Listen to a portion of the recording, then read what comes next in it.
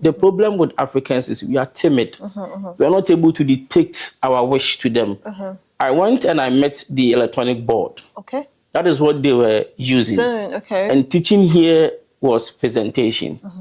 I told the HOS that I cannot use the electronic board to teach maths. He was saying, why can't you? I said, it's not like I don't know how to use it, but I'm teaching mathematics.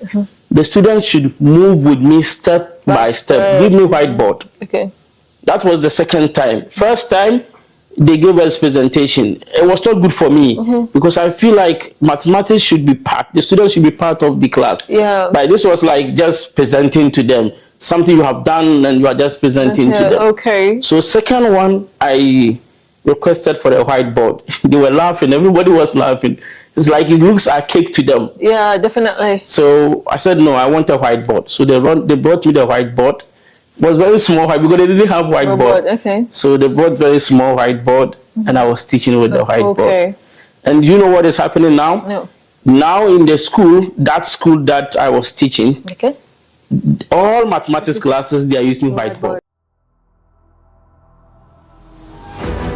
I'll pick up the chunks from the beans and take my bag. I could not afford a thing. There was a day I got stuck in Dubai. I did not have transport fare. Oh my God. I slept in Union. You slept in Union? So without wasting time, I opened my boxes because I told you I came just with few pieces of dresses and I start selling. I passed through a lot of difficult times emotionally. In fact, because of the time I wanted to commit suicide. Right? Yeah. So I actually sent 3 million CF for France. Yes. And they made me a 1-month visa. I applied a lot.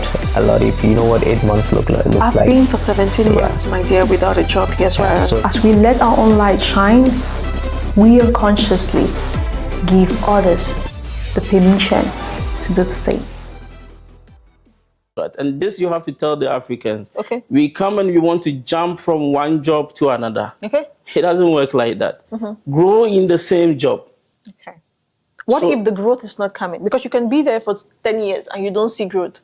Would you advise someone who has been in a job for 10 years to It means you are not adding value to yourself. Okay. If you're adding value to yourself, of course you will grow in the same What if you field. add value and you don't still see the growth? Because it's possible. You can be in a corporate environment where they are biased. See, I'm not trying to say African. No, it's not an African thing. This thing is a corporate thing where people feel the bias. They don't want you to move forward. They gatekeep. You leave. Okay, so You leave. all right. So, but see, the problem we have is that we will be in one job, and then a friend will be talking about another job. That this job is paying well. Then, foolishly, we will cancel our job Okay. to go and chase the one that the friend is saying they are paying well. It doesn't make sense. Okay. Who does that? Many people do. Yes, and they get stranded. Okay. They get stranded because that is 50-50. What if you don't get the job?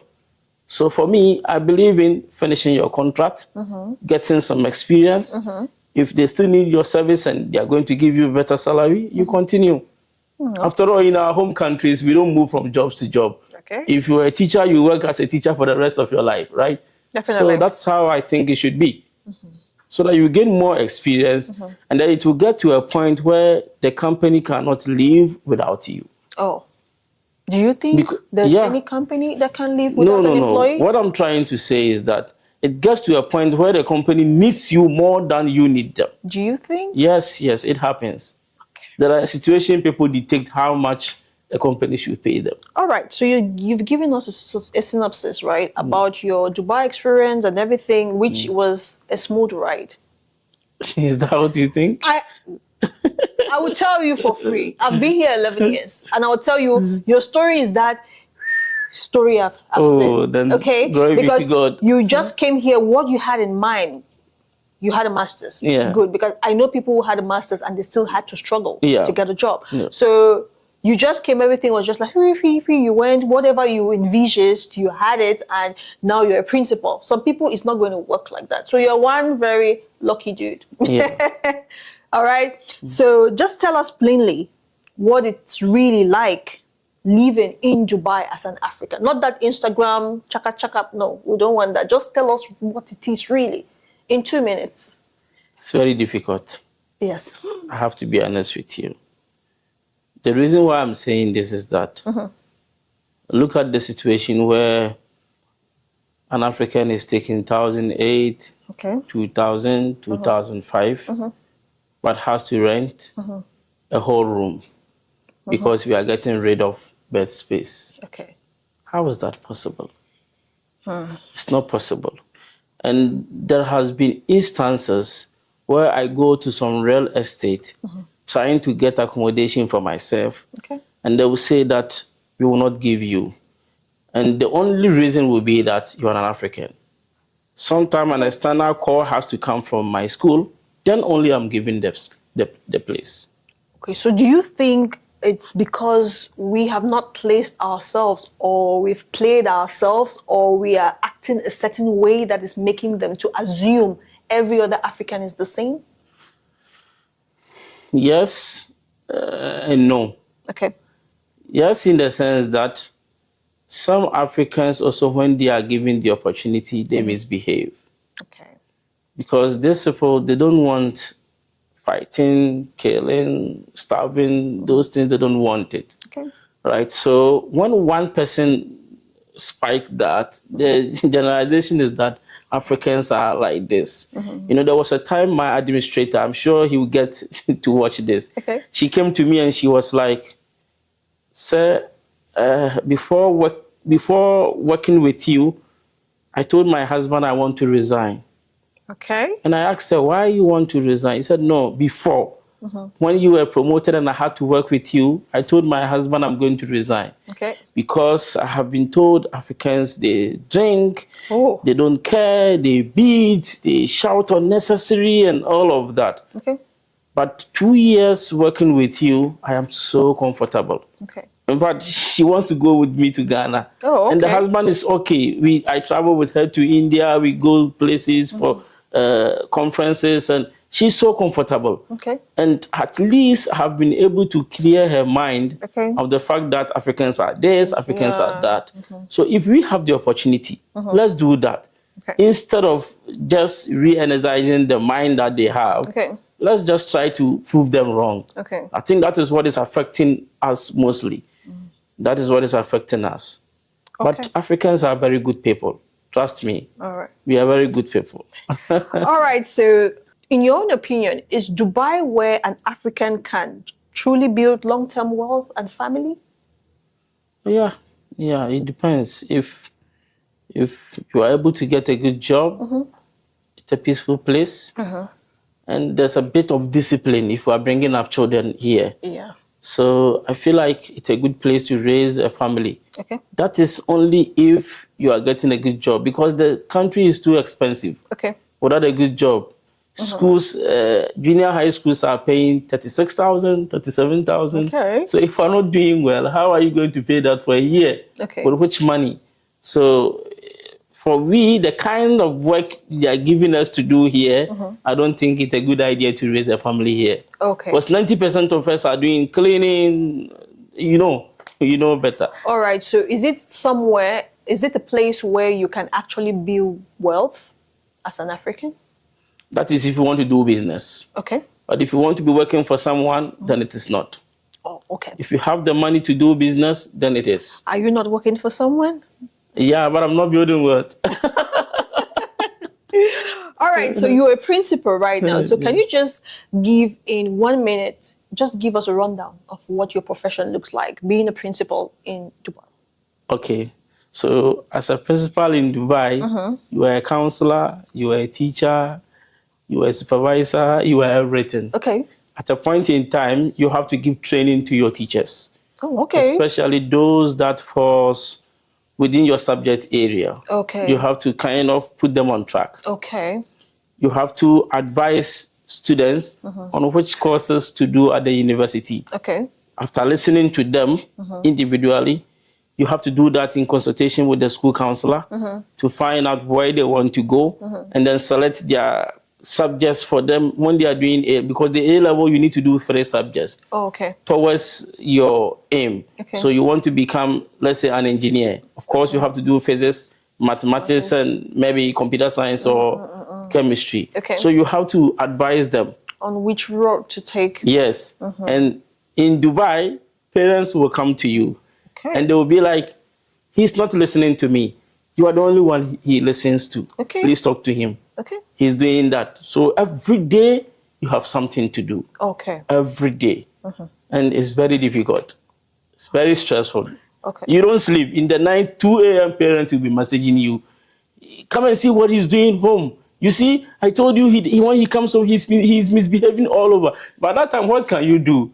I cannot come to your house at that time, right? The only thing I can do is give the phone to him, let me talk to him. So you don't sleep. Okay. So sometimes I just put airplane mode and I sleep. If I want to sleep soundly, then that's what I have to do. All right. So it's stressful. Okay, so you are in the leadership position. What is the first blueprint that this person, suppose someone, you're trying to interview someone, right? What is the first blueprint that this person is not hireable? Confidence. Okay. Confidence. Is it only in the educational sector? I am talking about the sector I'm familiar with. All right, okay. Because especially the kind of students we have here are very, how can you use that word? They are very difficult students. Okay. They don't mind anything. They don't mind telling you in your face, you don't know anything. Okay. Leave the class. We don't want to listen to you. All of this is possible. But when you have the confidence, you are able to overshadow them. Okay. So anytime you're going for a teaching interview, the one main important thing the principal or the HR or the panel is looking out for is your confidence level. Okay. All right. Your ability to kind of challenge some of their opinions. Oh, okay. That is what they are looking at. And that is what most companies also look out for. Okay. So confidence level is very important. All right. So if you don't have the confidence, you are not going to get hired. Most of the times. Most of the times. Most of the times. All right. So let's suppose this is an interview, yeah? And within how many minutes for someone who has the confidence for an interview, you are an interviewer, okay? An interviewee who has the confidence, right? How many minutes into the interview would you know you will be able to hire this person? Sometimes during the introduction itself, you're able to determine his confidence level. Yeah. Some enter, see the panel, and even to mention their name, their own name, they'll be fumbling. Okay. So, yes, and especially I interviewed one Nigerian guy, okay? I almost everybody on the panel recommended him. Okay. The only problem with him was when he got to the classroom, he could not deliver. Okay. So if the interview was solely based on what we did in the conference room, he was excellent. Okay. Very excellent, I'm telling you. The guy entered and he was speaking. He was on top of, the game. Any question you ask him, he will answer. Once he doesn't know, he will tell you, I don't know this. Okay. I'm not familiar with this. Okay. And he did everything that we wanted, like a teacher should do. By then, when he got to the classroom, unfortunately, he could not deliver. Oh, okay. So I see that mostly with our Nigerian brothers. They are very confident. Okay. Very, very confident. Okay. So if you have the confidence and you have the subject knowledge, then you are good to go. Oh, okay. So I was asking, like, he has the confidence in the boardroom as well as in the classroom. So how many minutes would you take to know that, okay? Maybe first 10 minutes. First 10 because minutes. First 10 minutes, they will push questions to you. When they realize that you can absorb the questions, they now come to your level. Oh, okay. So they will try to push you within the first 10 minutes to see your confidence level. So when you're able to prove yourself in the first 10 minutes, the interview becomes okay. Okay. First 10 minutes, if you're not able to catch up, then your confidence level is not there. All right. So apart from confidence, what would make you to know that this particular person, I don't even want them in my team? Like I'm saying, for ours, it has to do with classroom and the conference room. Okay. So 30% is for the talking. Okay. Because it's not about the talking, it's about action. 70% is what you do in the classroom. Okay. That is what we base on. All right. So even if you are confidently talking and answering all the questions, it doesn't end there. All right. You have to demonstrate good skills in the classroom as well. Oh, okay. All right. So that's perfect, right? All right. So, what does success mean to you? Success? Yes. Being able to to afford the little things you need for yourself. Okay. So, To me, that is success. I am not chasing a lot of things, but I feel like my kids should be happy. They are innocent. They didn't ask me to be bring here. them. So I should Yeah. work hard to take good care of them. Okay. My family should be secured. That is success for me. Oh, all right. Okay. So, do you consider yourself, with the definition you've given, would you say you are successful? Of course, I'm not hungry. Okay. So at this level, at this age, at this moment, I think I'm okay. I think I have been successful enough, but I still have to do more. All right. So, I've had people sat here and said, okay, I was focused, my family was my motivation. So, what were your own yardsticks that led you to the right path of success in the UAE? Because I will tell you for free, you're one of those I see thriving as a Ghanaian here. Sure. I swear, like the Ghanaians have come in contact with, yeah? So what were the yardsticks of success you've used over time? For me, my motivation has been my mother. Okay. Because I'm I'm a resource of the single parent. Oh, okay. So my mom, my peasant farmer mom, Okay. was the one who said, I will work from all angles to position you well. Okay. So I told myself, if this woman is going to do this, then I must also work hard to make her happy. Proud. Okay. That's So always, anytime I'm doing anything, I just think of my mom. Okay. That's all. all right. So you've heard him. His mom is his motivation. Just want to make my So mom if you happy. see him and you like him and you're thinking, okay, Sister Naomi, that's the guy I want. Okay, just know you have to respect his mom. Me, one little thing against my mom, you go to the door. That's all. All right. Do you think your journey to success would have been different if you went to or you remained in UK? Of course. Why? Of course. Because I've seen most master students who are caregivers Okay. taking feces and removing. So I feel like it's not about where you are. Yes, you could be in UK, you could be in US. I don't give a damn. I don't care about you because I may even be making more than how much you are making there. Okay. Two, I am happy with the job I am doing.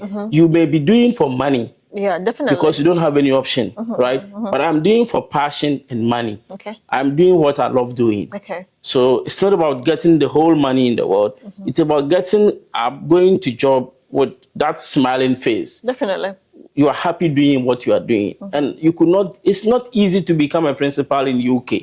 It's not easy to become a principal in US. You can say but that you again. can do that in UAE. So why waste your time there removing feces when you can come here and The be way you useful? talk about the removing of feces. Yeah, because I know most people, and they even tell you UAE is not abroad. I don't give a damn. Yeah. Be at your abroad, I'll be here. That's what I've heard that 1,000 times. Yeah, They but don't even I'm happy here. they don't even want to consider you Yeah. as someone.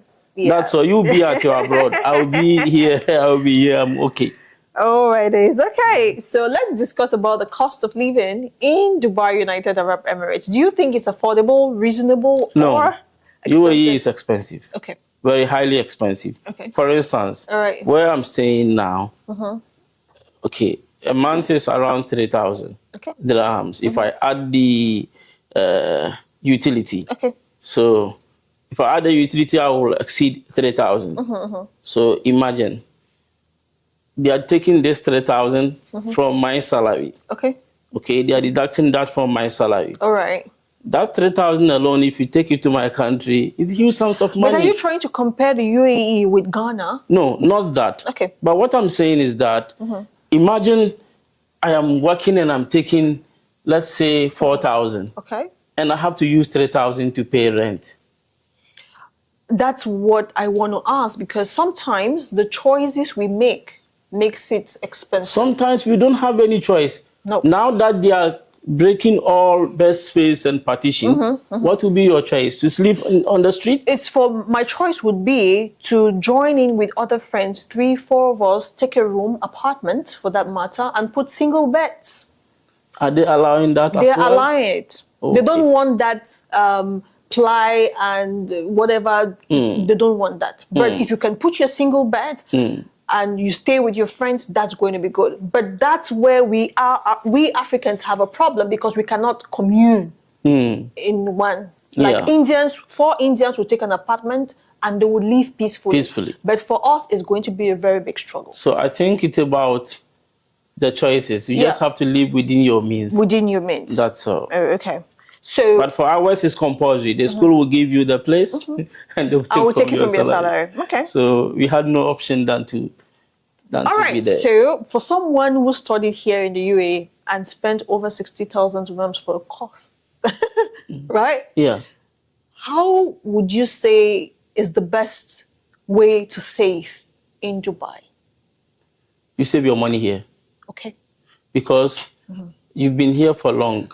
There has not been any instant that your country money outweighs that of UAE. Okay. So what it means is that when you came 10 years ago, if 1 dirham was two whatever in your country, by this time, it is going to be, let's say, around 5 or 6. Okay. So if you are keeping 1 dirham here, now if you are taking the same money you kept 5 years ago, the value in your country will not be the same. Will drop, So when you decide to save in your country, and there is the need to bring the money from your country to UAE, the same amount you send to your country is not the same amount you are going to get here. Definitely. So why keep in your home country? Definitely.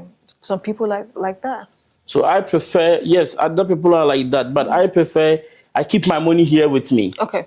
So that if today it is 1 dirham, and it's maybe 4 cedis, 10 years time, it will be like 30 cedis.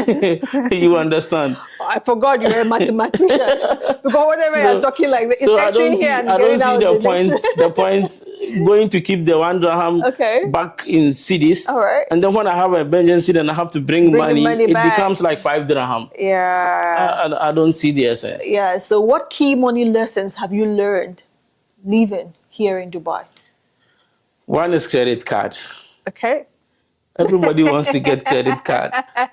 But that is one thing I took that I'm not so happy with it. Okay. The reason being that, for instance, my credit card has 67,000 limit. Okay. So I'm just swapping. Swapping it here and there. I'm just, in the end, you realize that a month you are heading towards 8,000, 9,000. If you're not self-disciplined, it takes almost 70-80% of your salary. So how do you live? Okay. So yeah, before you take credit card, then you should be someone who is well disciplined financially. Yeah. So one thing I've ever regretted doing is taking credit card. Okay. Because it's just it's taking my neck off. Okay. So the second one, because you are trying to list the money lessons. Oh, the second one has been. I want to travel to this place, this traveling agent, this, that. That is not particularly with me, but with most people that I come into contact with, they're just ripping people off. Okay. And that, I think, is the problem of those that they rip them off. Because you come to UAE with the mindset that UAE is not abroad. So I am coming to work 3 years, and then save money, and then go abroad. Yeah. So these travel agents also know that. Definitely. So they will take that money and make you frustrated, right? So just put in mind that you are coming to, the Indians, they come here and they make their money. They make life. Yeah, so why can't we also do the same? So put in your mind that I am going there to work. See, the things you say with your mouth, God gets it done for you. Definitely. So I want to go and make money in UAE.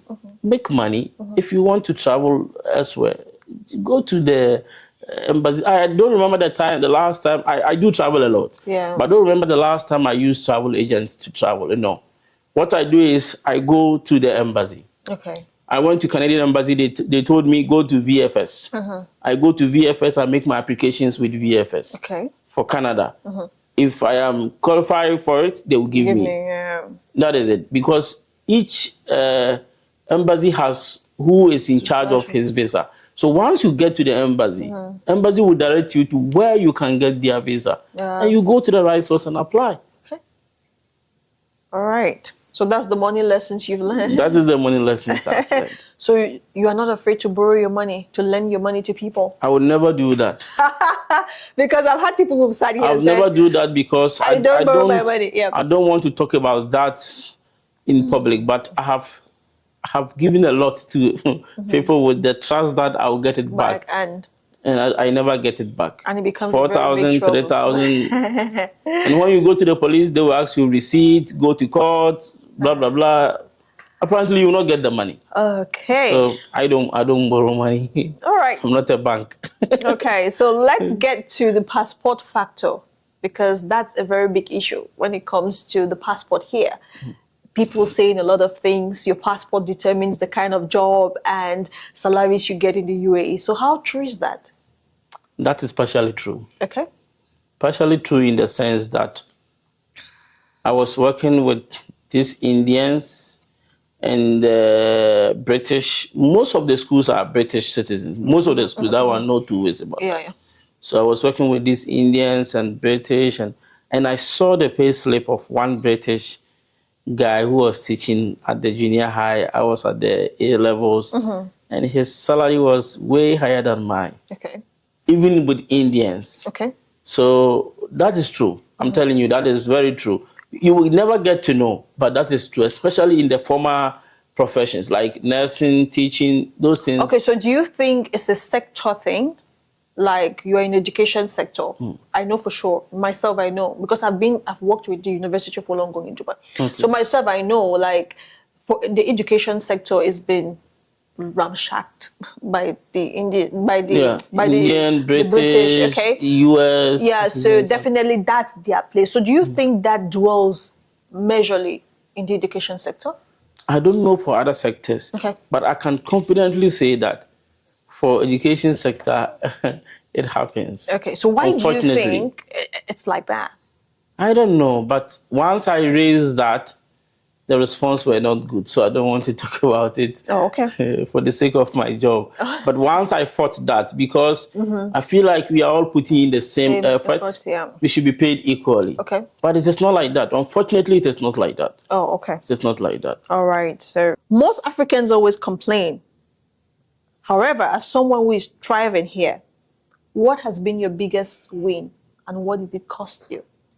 My biggest win? Yeah. This is the position I'm having now. Okay. And what did it cost you to be there? 60,000. It's just upgrading yourself. That's all. Okay. Yeah. All right. So as an African professional, what challenges have you faced? There has been instances. Just I always want to get the opportunity and talk about. I even wrote an article about it. Okay. I would definitely publish that article. Okay. There are instances people enter your office and they will be like, African. Really? And these people, excuse my language, are Indians and Pakistanis. Okay. Not necessarily Arabs, not the locals. The locals, they come, they don't mind. They smile with you, everything. Yeah. I have a lot of local friends. My category of, my circle of friends are actually Arabs. Okay. They are locals. Okay. But these Indian, Pakistani, Egyptians, okay, Egyptians who are even Africans, okay, they will enter and they want to kind of be like, demean. Yeah. There was one time, one person entered my office. He was like, an African, I'm not taking the admission. I said, you can go. I'm not begging you to come and take the admission. Okay. You can go, leave. And then he went round. And unfortunately, he has to come back again. And I told him confidently, I am not giving you the admission. You have to go. You have to go. So we always get disrespected. Yeah, okay. I went to one conference. I had to give a speech. The moment I got to the podium, the faces and everything was like, who is African. This? But I just did my best. Okay. And in the end, I think I changed the narrative. Definitely. So that is it. We are always Always. If you look at my level, my profession, if I am being discriminated, then you can imagine the kitchen helper, what he might be facing. So this is real. We cannot run away from the fact that they discriminate a lot against us. From your own opinion, what is making that discrimination so? I don't know. Some it is out of pride because after all, what? We are all humans. Yeah. Why would you just see someone based on color and then just it doesn't add up? For me, it's out of pride, and I always give it to them. I'm telling you, always. I am one person. I will take anything at all. Yeah. But the moment you undermine me, because of the race, never. I don't mind who you are. I give it to you, and I go my way. Okay. So, if you were to build a team from scratch, which nationality or Africans. Race? All right. So you are talking about because, racism and bias. No. So are you sure you are not being biased? I'm not being biased. I'm not being biased. Africans? No. Okay. I'm not being biased. Like I'm saying, I brought 2 teachers. Okay. 2 African teachers. Okay. One of them, the name the guy is making now, I don't think anybody had made that name in the school. Okay. I don't think. So now, I don't think. The grades he's making with the students, it's amazing. Wow. But that mindset of Africans cannot do is in their mind. Okay. You understand? So if we have the opportunity, let's bring in our African brothers to change the narrative. Okay. Right. To change, because he got the best teachers award. And you can imagine what that will mean if another African is going there for maybe interview or he wants to look for job or then teachers, Africans can teach very well. I'm telling you, definitely. we are very good teachers. But then just for the fact that we are Africans, we are not getting the opportunity. So if you have the opportunity, bring Africans. Okay. Like I said, I'm targeting 20 teachers. All right. All right. So slowly, I'm just going slowly. If you had to advise a young African planning to move to Dubai next month, what's one hard truth they need to hear before they even book their flight? One, I will recommend you getting highly educated. Okay. Because unlike other abroad countries, UAE, if you are highly educated and you know your way through, you could land yourself a good job. Okay. That is one. Definitely. 2, you know, those who braid hair and those who do makeups and what have you. Yeah. Dubai is a good destination for them. Okay. But don't just finish secondary school and say, I want to go to Dubai because it's easy to get the visa. You end up getting stranded. That is why most of us are stranded here, because it is just with secondary school leaver.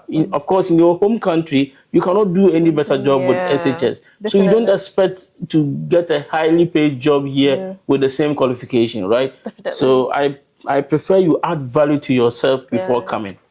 That is if you want to make money. Okay. Thank you so much. You're welcome. All right. So I want you to give me 2 key issues affecting Africans in the UAE. And please give us solutions. One is racism. How are we going to solve that? That I don't know. Only God can tell. Because I just believe that to solve racism is to keep quiet about it, because we have been talking for years and decades. It's not changing. Nothing is changing. Yeah. So it's just in their mind. So if we have to just sit quiet and don't focus on that, but building ourselves, I bet you, brother, we'll go far. 2 is that wherever we find ourselves, let's prove them wrong. Okay. Definitely. All right. So how would you describe the UAE in 3 words if you had the opportunity to? UAE what? In 3 words. Describe the UAE in 3 words. UAE it's not for the weak. Okay. That is what. 2, you bring in money if you want to get money. Okay. 3 is that add value to yourself before you come. Okay. All right.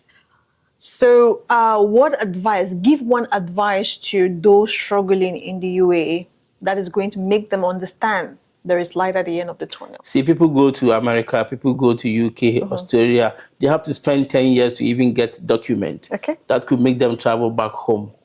So building life will not occur overnight.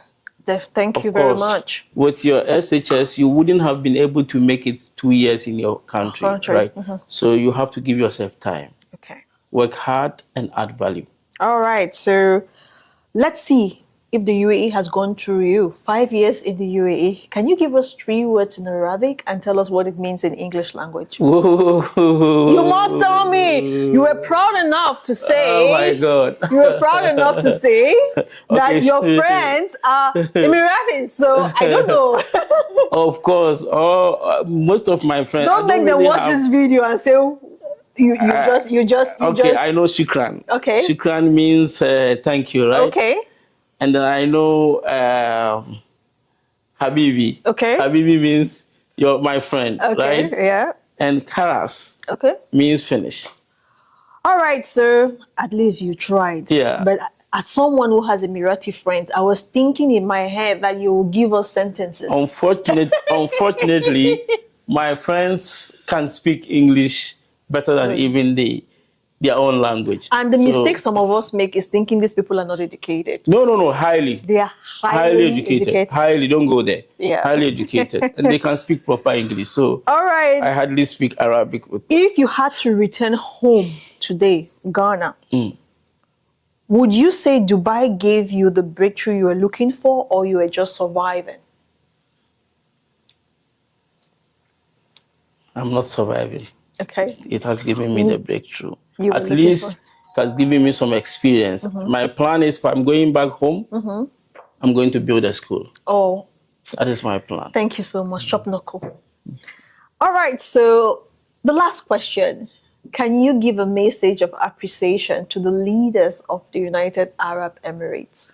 All right, so first of all, I don't think I would have gotten the opportunity I have now Okay. in my home country, where you have to know someone, where you have to pay money and all of that. Okay. But here, I have gotten the opportunity out of nothing. Okay. So I'm so grateful to them. All right. And, Any last word? You wanted to say something. You say, I want to thank one man, Mr. Ahmed. Okay. He is at the Ministry of Education. I don't know what he sees in me, but he really respects me. Oh. So I just want to thank him for that opportunity. Okay. Yeah. All right, guys. So, okay. Any last word? No. All right. It was an amazing conversation today, guys. I hope you picked up some nuggets that are going to change your life for the better. All right. So right now, it's a bye from my side. Remain blessed. And don't forget to subscribe if you're still shacking up with me. Join the conversation in the comment section and ask questions. And definitely his contact is going to be somewhere. If you're that one person that actually wants to be in the education sector, he can help you out. If you're already in the UAE or if you're watching right from Ghana or wherever you find yourself. All right, so thank you. Have a blessed time and remain good. Bye-bye.